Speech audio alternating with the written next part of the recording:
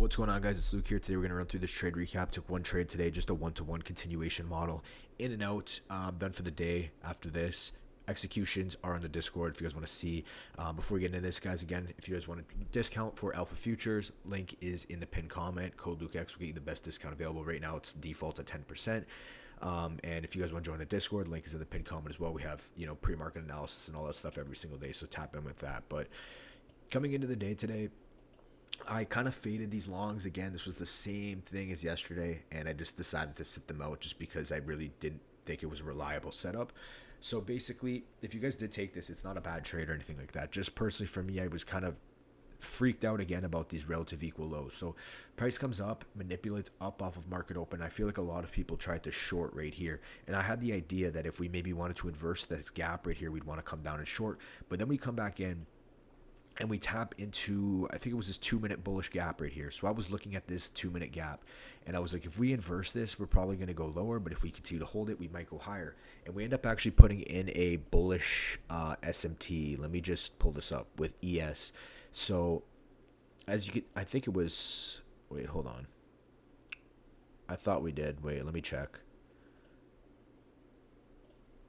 Over there. Oh, I don't know. But anyway, we end up tapping into this 2-minute gap, and we end up getting some displacement to the upside right here. And I really wanted to enter off of this candle right here and target up to the next draw on liquidity, which I believe was here, or no, we had something before that, I thought. But anyway, I wanted to look for these longs. But personally for me, I just didn't like how there were relative equal lows below. Again, we had an hourly low right here. We had all these lows, and to me, I didn't want to see price, manipulate up, screw us over, and then continue back down. So I kind of just decided to fade this.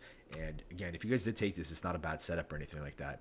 I would have gone break even at this internal high right here and then probably just held, but it is what it is. We ended up fading that, and then price kind of just chopped slowly up.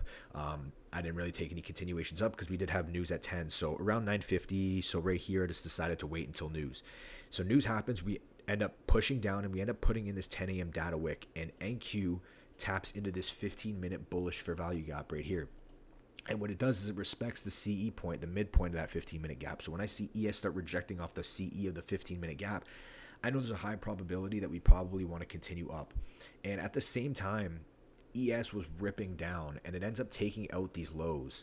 So we end up getting a bullish SMT across NQ and ES. So what I'm looking at this point is I have marked out that 10 a.m. data high right here. We're delivering off CE of a 15-minute gap. We have a bullish SMT. Again, I'll show you guys ES really quick. ES takes out all these lows. NQ doesn't. NQ's leading, and we get this strong bullish close. Now, normally what I would do is wait for this inversion, but I'm like, the draw is right here. We're delivering off CE of a 15-minute gap. We got a nice displacement candle. I'm just entering. I can get 1-to-1, and I can just leave a runner. So that's exactly what I do. I end up taking majority of the trade off at the 10 a.m. high. I leave like 2 micros just to run because I wanted to see if we could continue to run maybe to these highs over here or previous week's high, and those ended up getting stopped out break even, but took like 80% of the trade off, so I'm happy with my profits for the day.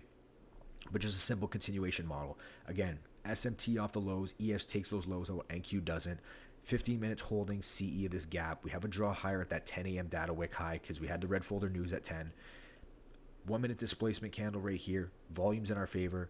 Clear draw right here. Enter. Again, normally if we had, say this draw that we were looking at was up here, I would have probably waited on this inversion. But since it was right there, I had high conviction in this trade. More discretion based. Get the 1-to-1. A little like 1.1 to 1 R.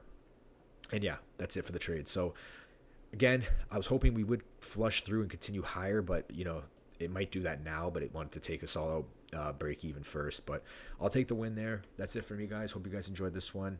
And again, everything's in the description and in the pinned comment. I'll talk to you guys in the next one. Peace.